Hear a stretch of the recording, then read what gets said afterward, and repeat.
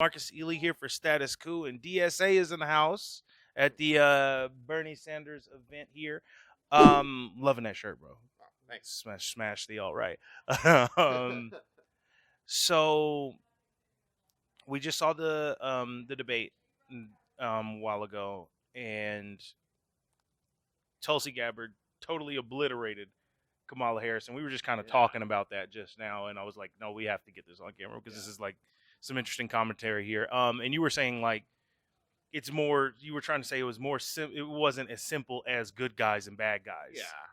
Well, she didn't obliterate her so much as she told the truth about her record. Let's be honest. But I guess I'm not a fan of either Kamala Harris for obvious reasons or Tulsi, and you know, she gets a lot. She gets a lot of credit for her quote unquote anti-war stance, and a lot of that has to do with people who have an overly simplistic view of how the world works. That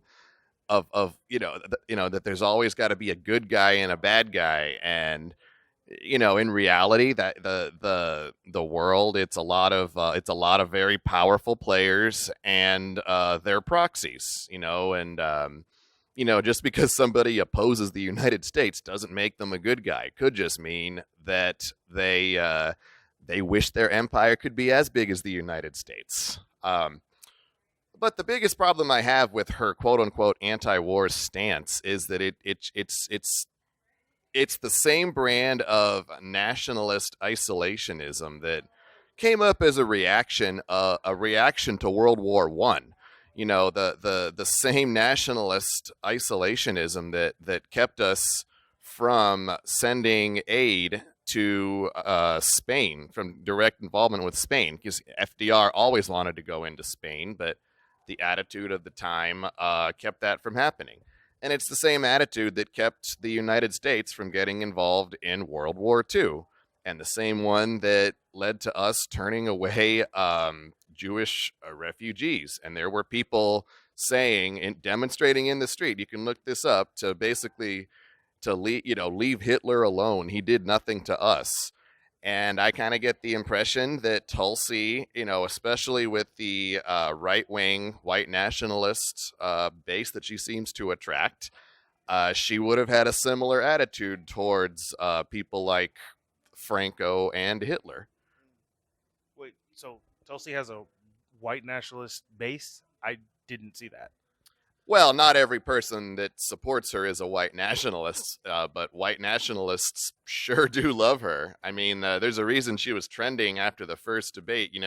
David Duke had a whole his Twitter on his Twitter page. His banner was Tulsi 2020. It might still be, And if you look, the alt-right, they've been, they're infatuated with her. I mean, and and the anti-war stance is one of the favorite things of the alt-right to try to appropriate for their own purposes. That I definitely do agree with you on. Yeah. They're definitely trying to peel off some of the and steal that from the left, in that they want to say, hey, we're anti-war, but they're not really anti-war like you were saying. Well, it's just as important to pay attention to what that they do say as to what they don't say. You hear a lot about you hear a lot about dead soldiers, and you don't hear a whole lot about dead civilians in Iraq or Yemen, and children, buses of kids being bombed in Yemen, etc. Right, and they seem to they love their anti-Semitic conspiracy theories as to who's staging these wars. Yeah, definitely. But kind of pivoting back towards the Tulsi Kamala Harris thing, she did, like you said, she told the truth about Kamala Harris, and then the reaction seemed to be, "Hey, but Assad, though, you're friends with Assad." Like, how did you feel about that? I have my feelings, and I've made those clear. But like, how do you? Well, I'm definitely not an Assadist. I stand with the Syrian people above all. And that's, she kind of brought that up out of nowhere. I guess that just kind of shows neither one has a very good, is a good candidate for president at all. I mean, Yeah, it was. I mean, it just seemed kind of desperate. Like, oh yeah, well, you like Assad, Mm-hmm. grade school level stuff. I mean, I don't like Assad, but it just seemed kind of desperate on the part of Kamala Harris. Definitely. Yeah. So we're here at the Bernie rally. What are you looking to see from Senator Sanders today? I mean, I kind of want, just I think he's one of the only two candidates that's really worth anything. He's hardly perfect, but I mean that says a lot about U.S. electoral politics. But just kind of, I'm curious what he's going to say about the two mass shootings that happened just in one day. I'm curious what he's going to say about. Well, though we know for a fact that the one in El Paso was motivated by white nationalism and Trump's rhetoric. I'm wondering what kind of a condemnation he's going to give of that. That's the biggest thing for me right now. White nationalism. Yeah.